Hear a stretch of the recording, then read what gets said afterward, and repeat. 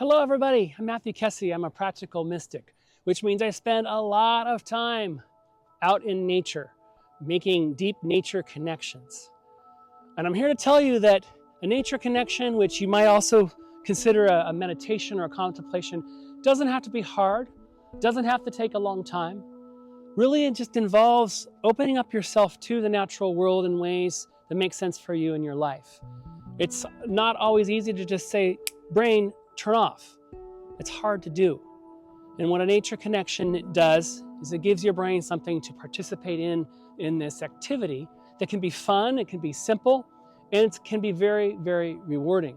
You just imagine you make a connection by imagining that you're here with me in Seattle at this Arboretum, and weave yourself into the fabric of the beauty of this land, and then boom, you have a connection.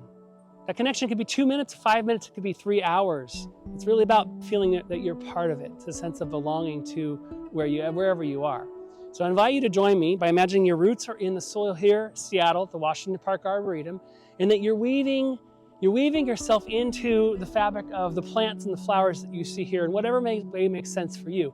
Be creative and open, and just imagine that you're part of this.